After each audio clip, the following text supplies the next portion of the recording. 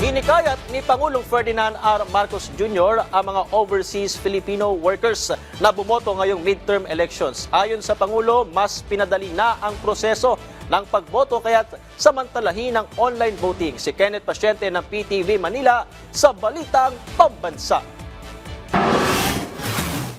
16 na taon nang nagtatrabaho bilang domestic helper sa Hong Kong si Sisti.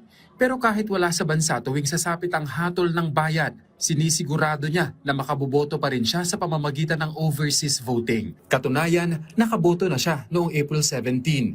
Sa una, medyo mahirap makapasok sa online voting. Mas gusto ko pa rin yung dati na doon sa bayanihan bumoto. Mas madali para sa mga OFW.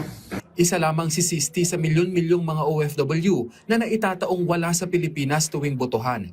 Kaya mismong si Pangulong Ferdinand R. Marcos Jr. na ang nangumbinsi sa kanila na bumoto ngayong midterm elections. Sa mensahe ng Pangulo, binigyang diin niya na nagpapatuloy ang overseas voting kaya marapat lamang na kunin na ang pagkakataong ito. Gate niya na ito ang panahong nagpapakita na nasa publiko ang kapangyarihan para sa mas magandang kinabukasan ng Pilipinas.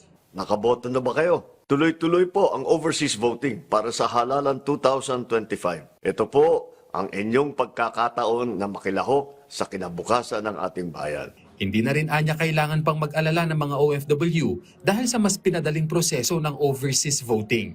Ngayon, mas madali na ang pagboto. Kahit nasaan kayo sa mundo, hindi na kailangan pumila o bumiyahe.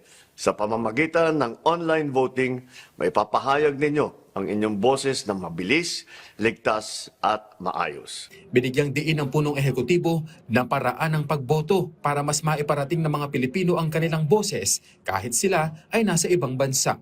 Gamitin natin ang karapatang ito. Piliin natin ang kandidatong may malasakit, kakayahan at may panindigan. Sa tamang pagpili, sama-sama natin bubuuhin ang bagong Pilipinas. Opisyal na nagsimula ang overseas voting noong April 13. Tatagal ito hanggang alas 7 ng gabi sa Mayo 12, kasabay ng pagtatapos ng botohan sa Pilipinas. Mula PTV Manila, Kenneth Pasyente, Balitang Pambansa.